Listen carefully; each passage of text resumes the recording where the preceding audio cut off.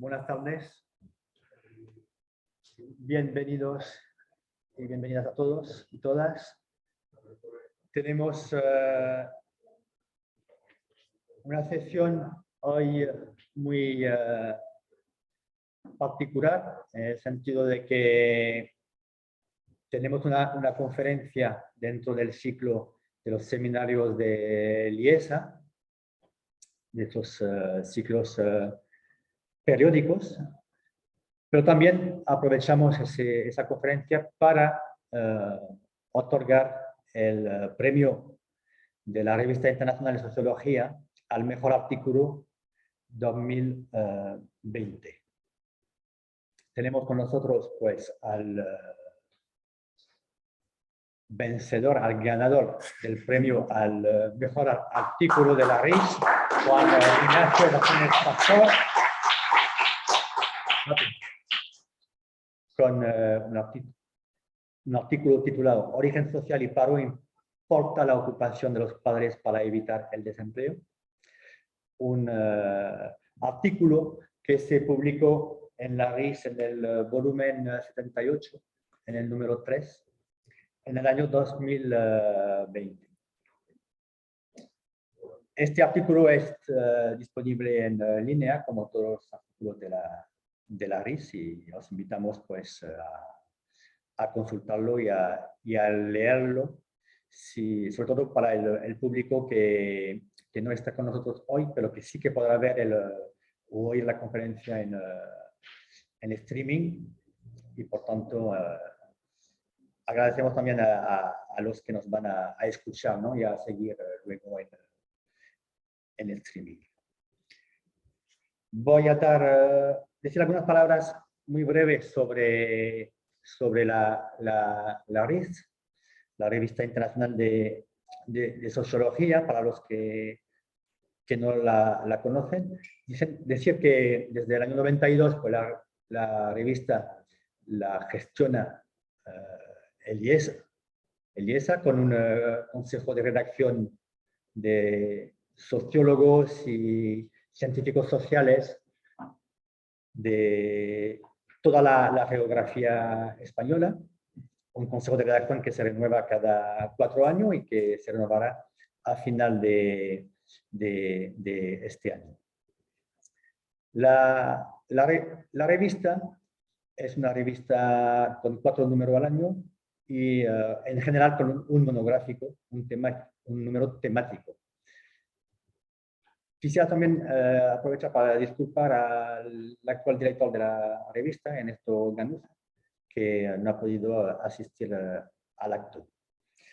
Yo soy Thierry Deru, el secretario editorial de la revista, y terminaré diciendo que el premio es algo importante desde un punto de vista simbólico, pero también es importante para valorar la revista. Hay que saber que en el año 2019, cuando Juan Ignacio envió su artículo, recibimos ese año 190 artículos. 162 fueron preevaluados negativamente y por tanto solamente 22 pasaron la fase de evaluación, y al final se publicaron 6. Por tanto hay una selección muy dura en la fase de evaluación y preevaluación, que nos permite pues que la RIS siga estando en las indexaciones más prestigiosas del mundo, como puede ser JCR o en Scopus, ¿no? Es decir, que en los 10 últimos años el índice de impacto de la RIS se ha multiplicado por 4 en JCR. Sigue siendo una revista JCR en el cuartil tercero, muy cerca del segundo, y en Scopus es una revista que se sitúa en la zona intermedia de las revistas de ciencias sociales en el mundo, ¿no? De 600 revistas que recoge la Scopus, la RIS se sitúa en el puesto 250-260. por tanto, pues podemos ser orgullosos del trabajo realizado y quisiera aprovechar también para pues, agradecer a todos los miembros del Consejo de Redacción y a la dirección del IESA y también a los evaluadores que contribuyen a esa labor de la revista, ¿no? Decir también que la conferencia que nos va a dar Juan Antonio y el tema del artículo premiado converge con los demás temas que se han abordado en la revista de forma más frecuente y que recogemos también en los finalistas, los artículos finalistas de la RIS. Y estos temas suelen ser el trabajo o el paro, la educación o el logro educativo, con dos subtemas o articulados con otras dos grandes cuestiones que afectan a la sociedad española y que recoge la sociología española, que son la cuestión migratoria y la cuestión del género. En los artículos finalistas pues encontrábamos esos temas y son 4 temas que se suelen publicar con mayor frecuencia en la RIS en los últimos años. Sin más, decir una última palabra sobre la RIS, que este año el reto es pasar a una plataforma de gestión en línea de la revista y solamente pues presentar a Juan Ignacio de forma breve, pero decir que Juan Ignacio es profesor del Departamento de Sociología 2 de la UNED, que ha sido director del Departamento de Investigación del CSIS de 2012 a 2013, que sus áreas de investigación son la estratificación social, el empleo y el capital erótico, que también ha escrito obras divulgativas sobre cómo interpretar los datos y las estadísticas sociales. Está preparando un manual que debería de salir en septiembre, un manual de sociología del trabajo. Y por tanto es un hombre que ahora mismo está muy atareado, ¿no? Y voy a ser padre en agosto. Y va a ser padre en agosto. Así que...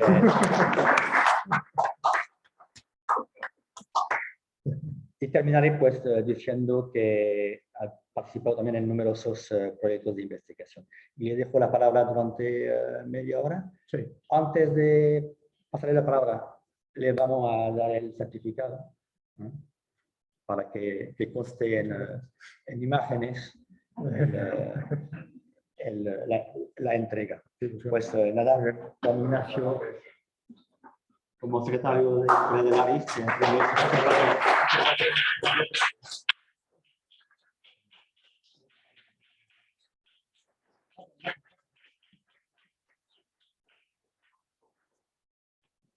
Bueno, muchas gracias, Thierry. Antes le decía a Thierry que este premio, que bueno, yo creo que es inmerecido, pero no por ello voy a dejar de disfrutarlo porque estoy muy contento y muy alegre. Esto es lo que más ilusión me ha hecho en toda mi carrera laboral. Sí, de verdad, os lo digo completamente en serio. O sea que no me ha hecho nada más ilusión porque es un reconocimiento que yo creo que es inmerecido, repito, pero bueno, es un reconocimiento en una revista en la que es muy difícil publicar, una revista que está bien posicionada en los rankings internacionales y que además es, en fin, está editada por un centro de tanto prestigio como el IESA, el CSIC, ¿no? de Córdoba. Entonces, bueno, pues a mí sí que me ha hecho muchísima ilusión, de verdad. Me ha dado mucha alegría y más que cualquier otra cosa que haya conseguido en mi carrera profesional, esto es lo que más ilusión, de ilusión, como si fuera un niño, me ha hecho. Cuando me lo comunicó Sebastián que había sido ganador de esto, la verdad es que no me lo creía. Así que estoy muy agradecido a la RIS y a Liesa por este premio inmerecido, siempre todo superior. Bueno, voy a tratar de no enrollarme mucho. El otro día hacía le contaba a mi pareja de que iba a la presentación y aguantó 3 minutos. Después de los 3 minutos me dijo que se iba y tal, que no aguantaba, que era un rollo. Entonces voy a tratar de que, hombre, 3 minutos no puedo acortarlo tanto, pero en fin, a ver si lo puedo contar rápido, ¿no?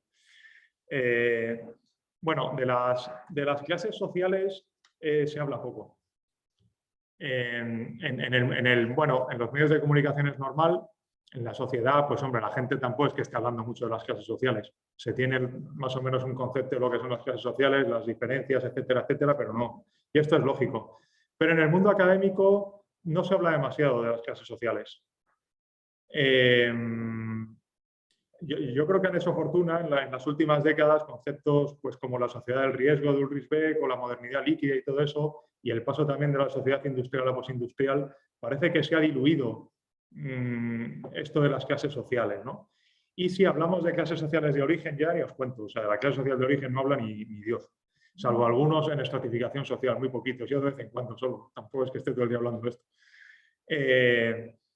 Si echáis un vistazo, yo por curiosidad lo hice a los abstracts y los títulos del último Congreso Español de Sociología de la Federación Española de Sociología, había muchísimas comunicaciones sobre género, muchísimas sobre inmigración, y de clases sociales prácticamente el concepto de clase social no aparecía muy pocas veces, creo que menos de 10 si mal no recuerdo, y clases sociales de origen nada, o sea, no aparecía prácticamente nada. Pero, ¿qué pasa? Pues que los que estudiamos cómo afecta el origen social en el mercado laboral, pues resulta que a igualdad de nivel educativo, digamos, si se controla por el nivel educativo, resulta que para el tipo de ocupación que se tiene importa más que el género e importa más que la inmigración. En cambio, el género de inmigración recibe mucha atención, con lo cual estoy a favor de que reciban la atención. No digo que no tenga que recibir atención, pero que yo creo que el origen social recibe menos atención de lo que se merece. Si queréis, más adelante podemos hablar de esto. Entonces, esto, bueno, a mí ya, hombre, soy profesor de estructura social, ya sabía un poco de esto, pero esto me puso sobre la pista algunas investigaciones realizadas sobre la relación entre el origen social y la ocupación, me puso sobre la pista de que este tema en el mercado laboral podía ser interesante. Pero en la estratificación social, además, se ha estudiado la relación entre el origen social y los ingresos, el origen social y el tipo de ocupación que se tiene, pero no se ha estudiado la relación con el paro.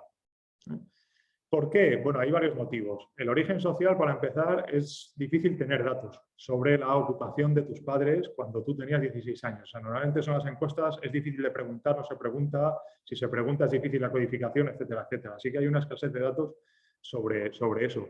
Y además, si se tiene, ¿por qué no se estudia su relación con el paro? Pues porque desde el punto de vista internacional, claro, en esto España es un país un poco raro, porque desde el punto de vista internacional, los expertos en estratificación social es lógico que se centren en la relación con los ingresos y con el tipo de ocupación más que con el paro, porque en épocas recesivas, en otros países, pues el paro llega al 9-10%. Y en épocas de bonanza, pues llega al 4 o 5%. Pero claro, aquí en España el paro, en el mejor de los casos, baja al 9%, 10%, y en épocas recesivas sube por encima del 25%. Así que, bueno, pues cuando leí la literatura sobre esto y tal, pensé, aquí hay tomate, ¿no? Si consigo, o sea, si hay datos sobre esto, pues relacionar el origen social con el paro para España creo que es relevante, es una cuestión relevante. Ya sabéis que, bueno, pues el paro tiene muchas consecuencias negativas. En esto la literatura, en sociología y en economía, pues en fin, hay muchísimos artículos sobre esto. El paro afecta a los ingresos y al consumo. El paro deja cicatrices. Cuando uno cae en el paro, normalmente tarda años en tener un nivel de ingresos similar al que tenía cuando perdió el empleo. Hay mucha gente que cae en una espiral de inestabilidad, combina periodos de paro con periodos con contratos muy inestables o muy precarios, especialmente en España. Y además afecta, como todos sabéis, al bienestar psicológico. Así que por eso creo que es un tema importante. Si el origen social importa para algunas cosas o para muchas cosas en el mercado laboral y el paro es tan importante, hay que conectar estos dos temas, ¿no? Y bueno, esa fue la motivación, ¿no?, de escribir el artículo. ¿Cuáles son las preguntas de investigación? Pues las preguntas de investigación es una muy sencilla. Bueno, ¿influye el origen social en evitar el paro? En caso de que haya una influencia, ¿es una influencia directa o indirecta a través de la educación?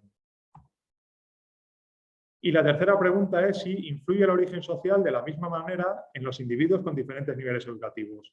Todo esto, ahora lo entenderéis mejor estas preguntas, igual así de entrada, pues algunas se entienden mejor que otras, pero ahora lo explicaré con más detalle. Bueno, el background de todo esto viene un poco del libro de Daniel Bell, o por lo menos los expertos en estratificación social, pues nos basamos en esto, en la idea del paso de sociedades adscriptivas, donde tienen mucho peso pues el sexo, el origen étnico o el origen social, a sociedades adquisitivas, donde tienen más importancia características adquiridas como la educación. Y esto lo condensa Daniel Bell en el libro este que se publicó, la edición original creo que fue en el año 73 en inglés, y en España se publicó en el 76 por primera vez. Lo condensa en esta frase: la sociedad postindustrial, en su lógica inicial, es una meritocracia. Las diferencias de estatus e ingresos se basan en las aptitudes técnicas y la educación superior. Sin esos rasgos, uno no puede satisfacer los requisitos de la nueva división social del trabajo. Pues bien, bueno, la idea de que hay una mayor meritocracia y por lo tanto el origen social no debe importar en el mercado laboral se basa también en que con el desarrollo del capitalismo se desarrolla el libre mercado. En el libre mercado hay competencia y los empresarios, para lidiar con esa competencia, que además ahora es una competencia global, necesitan contratar a los mejor preparados, sin importar pues el género, el origen étnico o el origen social, y la clase social de origen, sino que lo que importa sobre todo son las competencias que tienen o el nivel educativo, ¿no? Hay varios mecanismos también que explican esto, que los describiré muy sucintamente, que es que el advenimiento de la sociedad postindustrial conlleva un aumento de las ocupaciones que requieren una gran cualificación, que requieren muchos estudios. Y en esto, si os fijáis en la evolución de la estructura ocupacional de los países occidentales, de los más avanzados, en las últimas décadas sí que se observa, contra la creencia de que había una polarización en la evolución de la estructura ocupacional, los análisis dicen que en realidad no ha habido una polarización, que han aumentado más los mejores empleos que los peores empleos. O sea, los empleos que requieren una gran cualificación que los empleos que requieren una baja cualificación. Hay muchos malos empleos, pero si veis la evolución de las últimas décadas, en los países más avanzados se ve cómo han aumentado más los buenos empleos. Y esto hace que la contratación en las empresas se base con rasgos adquisitivos, como la educación, más que con rasgos adscriptivos. También proliferan, bueno, con la sociedad postindustrial aumenta el tamaño medio de las empresas, hay unas multinacionales tremendas y esto hace que el proceso de contratación de los individuos sea más burocrático, en el buen sentido de la palabra burocrático. Son procesos de contratación más objetivos, en los cuales también, pues ciñéndonos al aspecto este del origen social, pues el origen social no debería tener ninguna influencia en la contratación. Hay otros dos aspectos que subraya la literatura sobre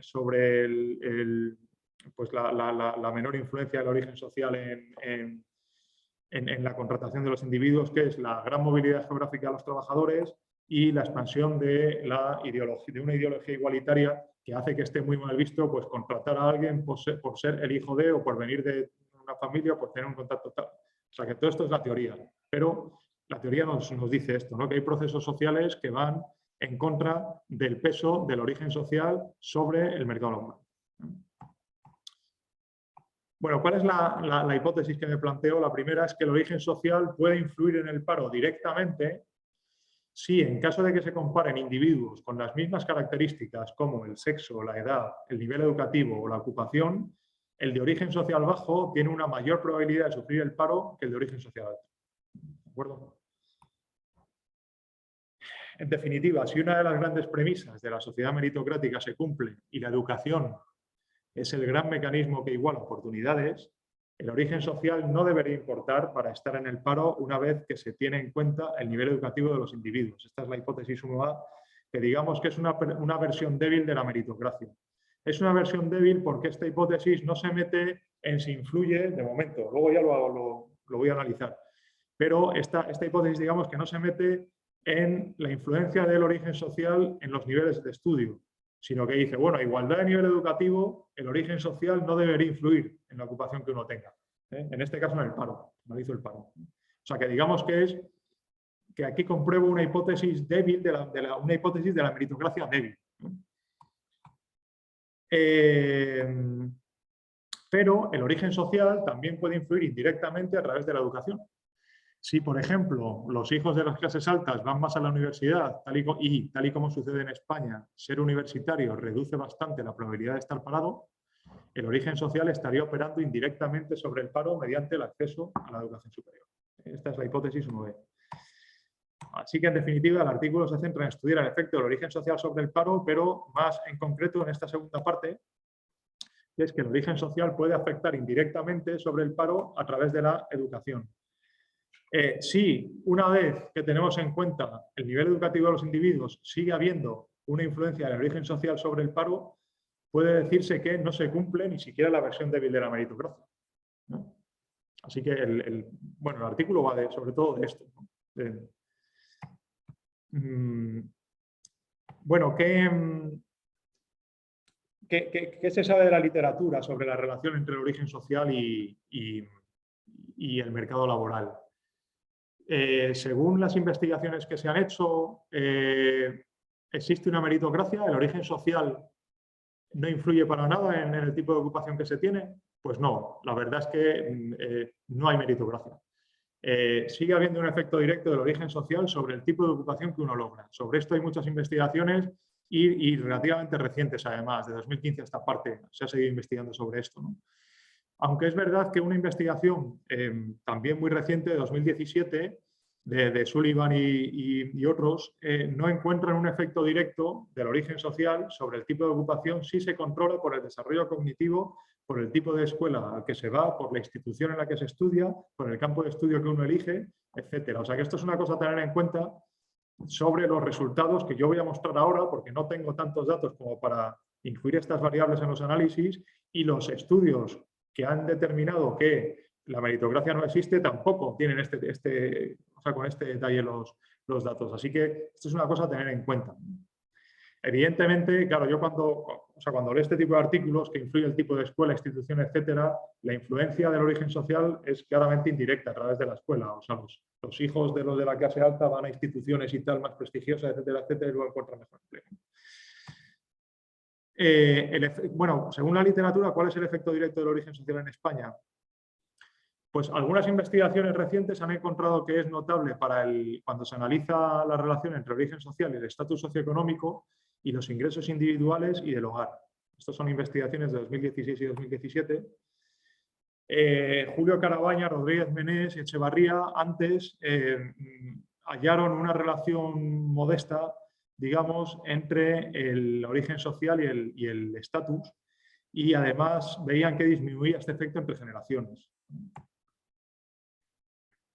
Carabaña y de la Fuente en 2016, con datos de la Universidad Complutense en un estudio solo para universitarios, encontraron que había un efecto pequeño para trabajar en una ocupación profesional que requiere una alta cualificación, pero sí que vieron que hay una influencia indirecta, ya que los hijos de los profesionales altamente cualificados elegían carreras que luego daban mejor resultado en el mercado laboral. O sea que los hijos de las clases altas se van más a carreras tipo ingeniería, etcétera, etcétera, que tienen un mejor luego desempeño laboral que otro tipo de carreras, que a lo mejor los hijos de la clase obrera eligen más estudios relacionados con ciencias sociales, humanidades, etcétera, que luego tienen un peor desempeño en el mercado laboral. Luego, el único estudio que he encontrado internacional, publicado en una revista internacional, que relaciona el origen social con el paro, son datos para Hungría. Es un estudio de 2007 y son estudios solo para universitarios y los siguieron durante los 4 o 5 años después de haber acabado la universidad y encontraron que no había un efecto directo para los varones, pero sí un efecto entre el origen social y la ocupación que se tiene para las mujeres. Este es el único precedente que he encontrado sobre esta relación en Europa. Bueno, esto es una parte del artículo, pero hay otra parte del artículo importante que atañe a un debate que hay también en los expertos de la estratificación social, que se preguntan si el origen social influye de la misma manera en todos los niveles educativos. Y esto viene por un artículo seminal de Michael Hout en la American Journal of Sociology en el 88, que él descubrió que la universidad actuaba como una especie de burbuja liberadora, ¿eh? Con datos de Estados Unidos, si mal no recuerdo, él hallaba que una vez que llegas a la universidad, digamos que la universidad anula los efectos del origen social sobre el mercado laboral. La cuestión es, claro, ¿cómo os diréis? ¿Cómo llegar a la universidad? Porque eso varía en función de las clases sociales. Pero bueno, para la versión débil de la meritocracia, él encontró que la universidad actuaba como una especie de burbuja liberadora. Es decir, si el hijo de un obrero llegaba a la universidad, igualaba las oportunidades en el mercado laboral con el hijo de un gran profesional altamente cualificado que ganaba pasta, con el hijo de un juez, por ejemplo. Bueno, las explicaciones que se han dado a esto, que ha habido debate en el ámbito este de la estratificación social, es que en realidad los empleos típicos de la universidad, de los graduados universitarios, licenciados, estos van a un mercado laboral más meritocrático, que exige empleos, o sea, que exige cualificación para sus empleos, etcétera, etcétera. Entonces, el mercado laboral de los universitarios, digamos, que es más meritocrático que el de aquellos que terminan con niveles de estudio inferiores. Hay otra explicación que se ha dado, que es que puede haber un sesgo de selección entre los hijos de los obreros que llegan a la universidad, están positivamente seleccionados. Eso se dice como otra posible explicación. Digamos que los hijos de los obreros, como lo tienen más difícil para llegar a la universidad, más todavía en Estados Unidos, digamos que están más motivados y son más listos, hablando de manera llana, y que entonces luego eso compensa las desventajas que han tenido con respecto a los hijos de las clases sociales más altas en el mercado laboral. Estas son las dos explicaciones que se han dado sobre este debate. Hay una investigación muy reciente que desmiente esta última hipótesis de 2019, pero bueno, hay que investigar más sobre esto porque esto no está claro. Pues bueno, la gente se ha centrado mucho en esto de la universidad, de los universitarios, pero también recientemente Fabrizio Bernardi y Gabriele Ballarino, en un libro que publicaron, han dicho, bueno, hay que centrarse en qué pasa en los que se quedan con niveles educativos bajos, en los que no llegan a la universidad, porque es ahí realmente donde se ve el efecto del origen social sobre el mercado laboral. Y ellos recuperan una noción clásica en la estratificación social, que son las ventajas compensatorias. ¿Qué significa esto? Fabrizio Bernardi lo llama el efecto empujoncito, ¿no? Que es que si el hijo de la clase alta termina con bajos estudios, al final recibe un empujoncito, y no está tan mal como el hijo del obrero, que también se queda con niveles de estudio bajo. Entonces ellos dicen, hay que centrarse en ver qué pasa en los niveles de estudio bajo, porque es ahí donde más efecto hay del origen social sobre el mercado laboral. Ellos estudiaron 14 países, si mal no recuerdan 14, y estudiaron el efecto del origen social en el tipo de ocupación y vieron efectivamente que había un mayor efecto directo del origen social entre las personas menos educadas, entre los que no llegaban a la universidad.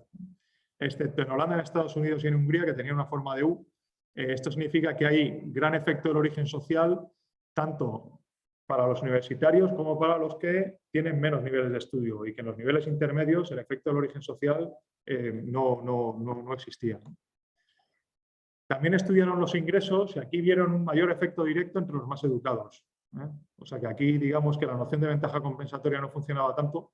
Ellos hablan de un boosting effect, digamos que entre los hijos de la clase alta que llegan a la universidad se activan los mecanismos para que ganen mucha pasta. Digamos que este es el mecanismo que ellos descubrieron. ¿Qué sucede en España? Pues también Julio Carabaña y de la Fuente en 2016, con datos de la Complutense, y Sandra Facelli y otros en 2014, con datos para Cataluña, no encontraron indicios claros de la relación entre el origen social y la ocupación poco después de haber terminado la universidad. Ellos siguieron a los estudiantes durante 4 o 5 años y vieron que bueno, no encontraron indicios claros de esta relación. Y Fabrizio Bernardi, en el análisis este por países, para España, esto para el paro, bueno, no, esto para el estatus socioeconómico, sí que encontró que había un efecto del origen social, sobre todo entre los individuos que tienen menos educación. O sea, que la noción de ventajas compensatorias sí que funcionaba cuando se estudia el estatus socioeconómico. Para los ingresos, el estatus socioeconómico tiene mucho que ver con la educación y la ocupación. Y cuando estudiaban específicamente los ingresos, también vieron que había una forma de U, es decir, que el origen social afectaba en España sobre todo para aquellos que terminaban con un nivel educativo bajo y con un nivel educativo alto, pero en los niveles intermedios, digamos que para los ingresos no había un efecto del origen social. Bueno, pues a propósito de esto, de todo este debate que hay en la estratificación social, se ha hecho un gran esfuerzo investigador, pero realmente no se sabe nada sobre si el origen social varía por niveles educativos para estar en el paro. No hay, o sea que hasta donde yo sé no hay investigaciones sobre esto. Digamos que la hipótesis señala que si la universidad anula el efecto del origen social, este no debería influir en la probabilidad de estar en el paro para los que tienen un título universitario. Esta es la otra hipótesis que planteo. Y si la noción de ventajas compensatorias funciona, la probabilidad de estar parado será menor para los individuos cuyos padres tienen un mayor estatus socioeconómico, especialmente entre los individuos con niveles educativos bajos.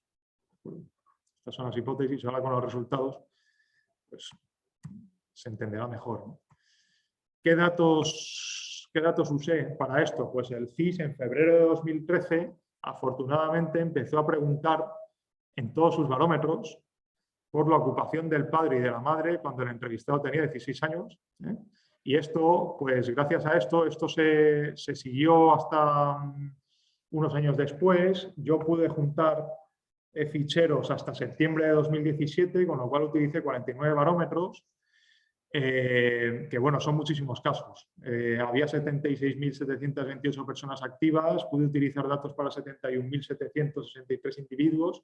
Los otros 5.000 es que no había datos sobre el origen social, porque es difícil recopilarlos. Y bueno, hay una pérdida ahí de 5.000 individuos, pero bueno, creo que que es una base de datos muy potente en España. Yo creo que es la más potente que hay para estudiar cualquier efecto del origen social sobre otras variables que están en esas bases de datos. Hay que tener en cuenta que en estos años el paro era bastante elevado. La tasa de paro según la EPA oscilaba entre el 27% y el 16%. O sea que eran años de paro elevado. Con datos del CIS el paro sube más todavía, porque el CIS en las encuestas, en los barómetros, pilla menos ocupados de los que debería pillar. Entonces la tasa de paro en las encuestas del CIS siempre está muy por encima de la EPA. La variable dependiente para las hipótesis 1, 2 y 3 es estar en el paro ocupado, y para la hipótesis 1b también es, en parte, estar en el paro ocupado, pero luego hago otro tipo de análisis que presentaré al final, que es ser universitario o no serlo. La variable independiente clave es el origen social, que aquí lo he medido por el estatus socioeconómico a través de las ocupaciones. No me voy a detener en explicar esto porque es muy aburrido. Me hubiera gustado elegir haber manejado esto para los expertos también en estructura social, en estratificación social, haber manejado mejor las clases EGP de Erickson, Golfer y Portocalero, que es la clasificación con la que más a gusto me siento yo. Pero no sabía si los padres eran propietarios o no de las empresas y tal, entonces había algunas categorías de esa clasificación que se me escapaban y que no podía usar. Y entonces, bueno, manejé el International Socioeconomic Index, que digamos muy simplificadamente que mide el estatus socioeconómico a través de ocupaciones, ¿no? Y esto a cada ocupación se le da un valor, digamos, y en la base de datos del CIS con tantas encuestas, con los 49 barómetros, digamos que el valor menor es de un 11,74 para los peones agrícolas y el mayor lo obtienen los médicos con un 88,70. Los jueces están muy cerca de los médicos. Este índice en realidad, bueno, se hizo con datos lo hizo Gangeboom y Treyman a mediados de los 90 con datos de muchos países, creo que eran 15, y España no estaba entre ellos, lo cual es un hándicap, pero por eso hay gente que le extraña que los médicos estén en lo más alto, ¿no? Por encima de otras profesiones, pero internacionalmente es así. Los investigadores amoldamos este índice a la clasificación nacional de ocupaciones, digamos. Yo he utilizado un fichero de Fabricio Bernardi concretamente, así que le agradezco desde aquí, Fabricio, la facilidad para esta conversión del I6 en la CNO. Y es muy importante también en este tipo de estudios medir bien el nivel educativo, ya que hay un peligro, esto lo alertó Julio Calabaña, que tiene razón, porque hay un peligro de sobreestimar el efecto directo del origen social si no se desagregan bien los niveles educativos, sobre todo los altos. ¿Por qué? Porque si los hijos de la clase alta eligen más, por ejemplo, campos de estudio menos propensos al paro, por ejemplo, las ingenierías o la medicina, etcétera, etcétera, si no tenemos en cuenta esto, nos sale un efecto directo en general de los universitarios, un efecto directo del origen social para los universitarios, pero si desagregamos bien los universitarios entre esas categorías, eso, el efecto directo ya lo recogen los niveles de estudio, el efecto del origen social, y entonces se mide mejor la cosa si desagregamos bien la universidad por niveles por campos de estudio. Esto es muy importante en este tipo de análisis. Yo en el CIS pude hacer lo que pude hacer, ¿vale? Con lo que se preguntaba en el CIS. Pude desagregar los niveles de estudio en 12 categorías y en concreto lo más importante es en la universidad, que pude distinguir entre arquitecturas e ingenierías técnicas de las diplomaturas, de las licenciaturas o grados, de las arquitecturas o ingenierías superiores, de los másteres oficiales, doctorados o títulos propios de posgrado. No me dejaba el CIS llegar más allá de donde pude con esto. Hombre, al menos sí que separaba las carreras técnicas más de ingeniería, de las carreras de otro tipo de carreras, de licenciaturas o grados, ¿no? Y también me permitía distinguir entre diplomaturas y licenciaturas y entre las ingenierías técnicas y las superiores. O sea que dentro de lo que cabe, bueno, a mí me hubiera gustado ir más allá, pero esto es lo que pude hacer, ¿no? En los niveles inferiores también distingo los de menos de secundaria inicial, FP medio o equivalente, bachillerato superior y FP superior o equivalente. Bueno, aquí están los resultados, ya viene el final y lo más interesante. Bueno, aquí no se ve un huevo, pero no os preocupéis que tengo gráficos para que se entiendan bien. Bueno, este es un primer modelo, no sé si aquí lo veis, bueno, se ve muy mal, pero este es un primer modelo que aquí controlo simplemente por el año de la encuesta. Bueno, esto es un modelo de probabilidad lineal es un modelo de regresión lineal, sobre la probabilidad de estar en el paro, controlando por estas variables año, edad, el sexo y el ISEI de los padres. Aquí vemos que el ISEI de los padres se ve fatal, pero es un coeficiente negativo de menos 0,0029 y es muy significativo. ¿Esto qué significa? Que sin controlar por nada más, solo por esas variables, hay un efecto del origen social sobre la probabilidad de estar parado. Los hijos de la clase alta tienen una menor probabilidad de estar en el paro que los de la clase baja. Esto no es sorprendente. ¿Qué pasa cuando introducimos el nivel de estudios de los individuos en la ecuación? Si la versión débil de la meritocracia se cumpliera, este coeficiente debería de dejar de ser significativo, no debería tener ningún efecto el origen social, el ISEI de los padres no debería tener ningún efecto sobre el paro. ¿Pero qué sucede? Que sí que tiene efecto. Sale que es un efecto además estadísticamente significativo y negativo. Como veremos, el tamaño es mucho menor que si no controlamos por la educación. El tamaño, controlando por la educación, es de menos 0,0029, que no se entiende nada, pero ahora lo vamos a ver. Y si controlamos por la educación, el tamaño baja a menos 0,00049, que es bastante menor. Pero es significativo y existe. Aquí se entiende mejor. Esto ya es convertido a probabilidades, ¿de acuerdo? Esto es, en el modelo sin controlar por la educación, vemos, este es el ISEI de los padres, esto es importante que lo entendáis, esta es la, digamos, a cada ocupación se le da un valor, y aquí, bueno, pues he representado, aquí están todas las ocupaciones, esto es una variable continua, están todas las ocupaciones, pero para que os hagáis una idea de dónde está cada ocupación, aquí he mostrado algunas representativas. Bueno, la que tiene la menor puntuación son los peones agrícolas, que están por aquí. Luego en el 16, digamos que están por aquí, son los trabajadores cualificados de la agricultura.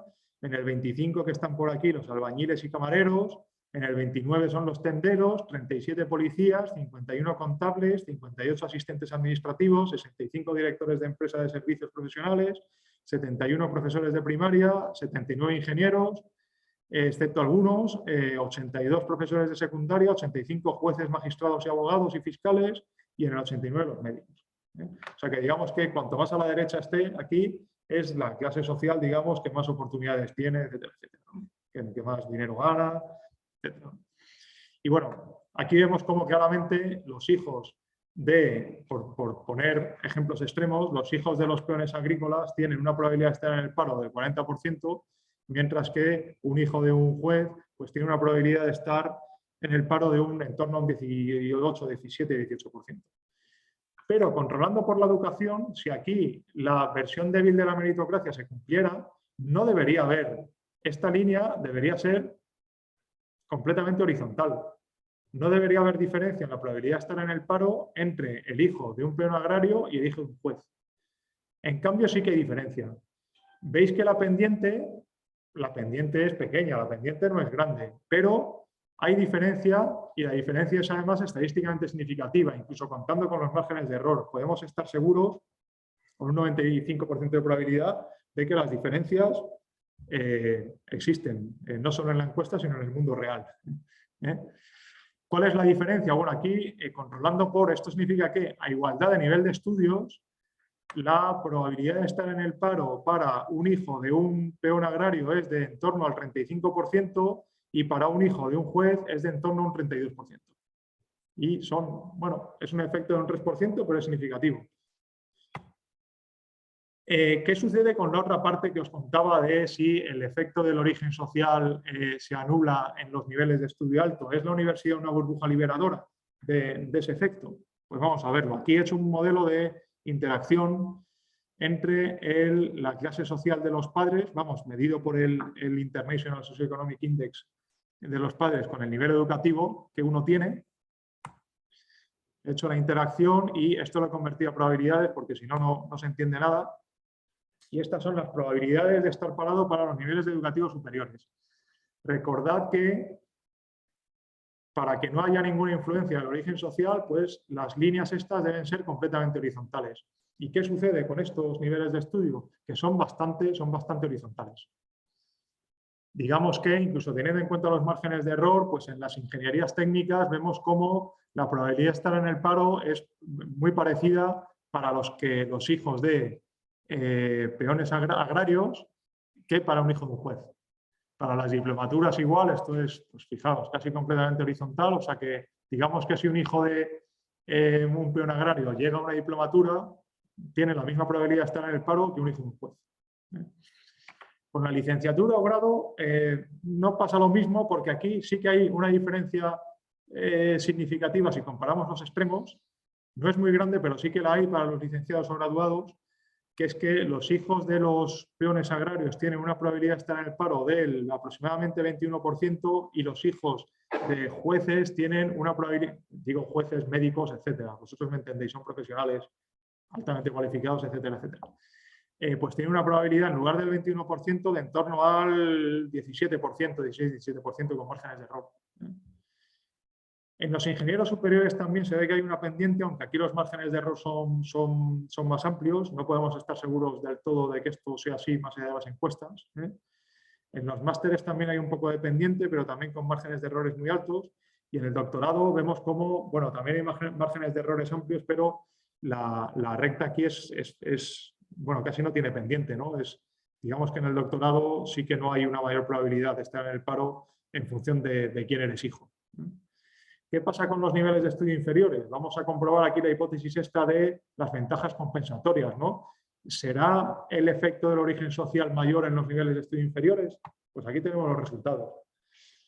Estos son los que ni siquiera han obtenido el título de la secundaria inicial. Estos son los de la secundaria inicial, FP medio equivalente, bachillerato superior y FP superior. ¿Y qué pasa con los niveles de estudio inferiores? Sobre todo con los que no han llegado a la secundaria inicial, pero también pasa un poco con los de la secundaria inicial, que aquí sí que se ve que hay una ventaja compensatoria clara. Digamos que los hijos de los que tienen un mayor estatus, si ni siquiera acaban la secundaria inicial, tienen una menor probabilidad de estar en el paro que los hijos de las clases obreras, digamos. Me interesa resaltar que lo más importante para evitar el paro no es la ocupación de tus padres, pese a que yo he intentado demostrarlo aquí. No hay que perder de vista lo principal. Fijaos la diferencia de probabilidad entre, imaginad, pues los hijos de los grandes profesionales si no terminan los estudios o si tienen estudios bajos, tienen una probabilidad de estar en el paro muy alta, de en torno al 40% según los datos del CIS, muy alta. Y si llegan a la universidad, pues la probabilidad baja mucho. Pero también pasa eso con los hijos de los obreros. O sea que lo más importante para evitar el paro es el nivel de estudios al que uno llegue, no la ocupación del padre. Pero es verdad que, aunque los hijos de los de la clase alta que tienen pocos estudios están fastidiados en el mercado laboral con respecto al paro, están mucho más fastidiados con respecto a la ocupación y respecto a los ingresos, que eso lo han estudiado otros. Y luego, si queréis, hablamos de eso. Pero yo me centro en el paro. El artículo este va sobre el paro. Aunque están fastidiados los hijos de las clases altas, pero están más fastidiados que los hijos de la clase obrera. Sobre todo si se quedan con la secundaria inicial o ni siquiera eso. Ya una vez que se alcanza el bachillerato superior, vemos cómo no hay diferencias. Así que digamos que los datos muestran que para los niveles de estudio inferiores sí que se da el efecto este compensatorio que es una noción clásica en estratificación social y del que hablaban Fabricio Bernardi y Gabriele Ballarini. Bueno, estos son comprobaciones para ver si los efectos varían por edad, pero no me voy a detener aquí. Quedaos con la idea de que no varían por edades ni por género, ¿vale? O sea, los efectos son los mismos, ¿vale? Por edades y por géneros, el efecto del origen social sobre el paro. Estos son comprobaciones de robustez, que se dice. Pero ya me he enrollado mucho, así que no me voy a detener. Pero sí que antes de terminar, me gustaría, si me permites, Thierry, contaros este gráfico, bueno, mostraros este gráfico que me parece muy revelador. Hemos visto en los dos primeros gráficos, con la diferencia de pendientes del primer gráfico, que era sin controlar por el nivel de educación que uno tiene, que afectaba mucho el origen social, y luego controlando el nivel de educación que uno tiene, vemos cómo afectaba mucho menos el origen social. Ahí vemos que ya que es un efecto, digamos, indirecto del origen social. Se da sobre todo a través de la educación que uno tiene. Lo que significa la diferencia en esos dos gráficos es que los hijos de la clase alta estudian niveles educativos menos propensos a paro, en comparación con los hijos de la clase obrera. Y aquí he analizado la probabilidad de ser universitario por corte de nacimiento y por el origen social. Y vemos, estos son los nacidos antes de 1950, vemos que si habías nacido antes de 1950 y eras hijo de un peón agrario, pues la probabilidad de ir a la universidad era escasísima, era muy baja. En cambio, si eras hijo de un médico o de un abogado, etcétera, pues la probabilidad de ir a la universidad era del casi el 70%, habiendo nacido antes del año 50 en España. Hay que decir una cosa también importante, que no lo he dicho, se me ha pasado. El 75% de todos nosotros estamos aquí, O sea, estamos en este rango. O sea, nuestros padres, el 75%, alcanzaban un ISEI de menos de 36 puntos, 36-37 puntos. O sea, con datos de la encuesta, ¿vale? O sea, que esto es un 25%. De 1 de cada 4 españoles está en esta parte, pero la mayoría estamos aquí. Bueno, pues ya os he contado lo que pasa con los nacidos antes del 50. Aquí, con los nacidos durante los años 50, vemos cómo la probabilidad de ir a la universidad aumenta y va aumentando para todas las clases sociales, digamos, de origen. Esto es para los nacidos en los 60, esto para los nacidos en los 70 y esto para los nacidos en los 80. ¿Qué nos dice esto? Pues que en efecto, bueno, las probabilidades de ir a la universidad, vemos cómo las curvas, la pendiente de las curvas cada vez es menor, pero sigue habiendo una diferencia enorme para ir a la universidad, pese a la expansión educativa que ha habido en España, que ha habido una expansión educativa impresionante, la universidad se ha extendido muchísimo, pero vemos, por ejemplo, que para los nacidos en los años 80, incluso en los 70, yo soy del 78, pues sigue habiendo una diferencia muy grande entre ser un hijo de abogado o ser un hijo de un policía o de un albañil para ir a la universidad. Los hijos de policías, pues, por ejemplo, tienen una probabilidad de ir a la universidad, los de mi generación, de un poco menos del 30%, pero los hijos de los médicos, pues de casi un 80%. Y esto pese a la expansión educativa que ha habido. Y en esto el origen social afecta mucho para ir al paro indirectamente por los niveles de estudio que se alcanza en función del origen social. Afecta mucho a través de la educación, digamos, que la educación es una vía intermedia.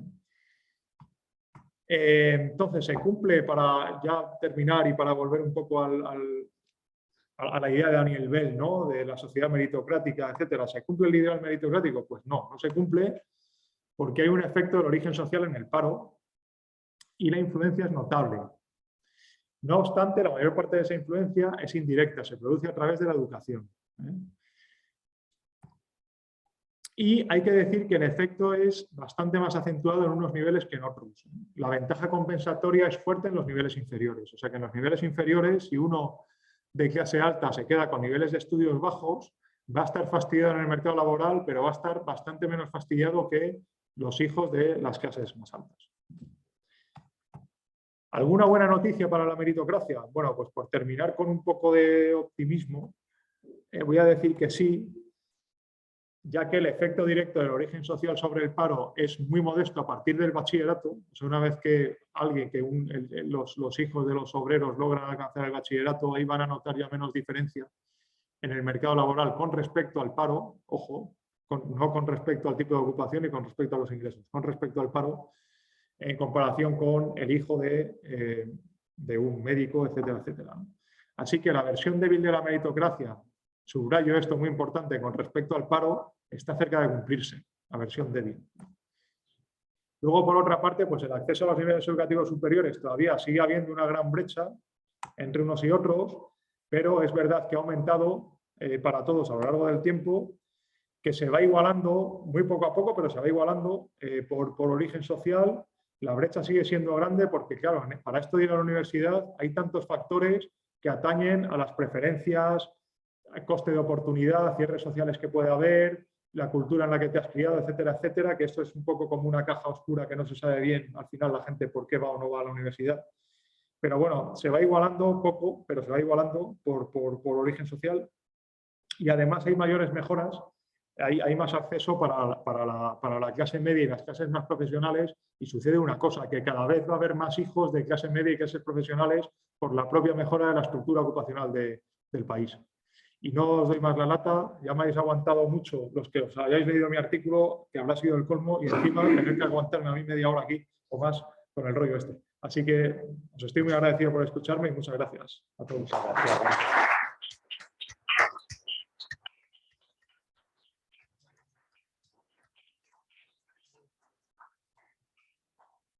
Muchas gracias, Juan Ignacio. Seguramente tu intervención ha suscitado muchas preguntas.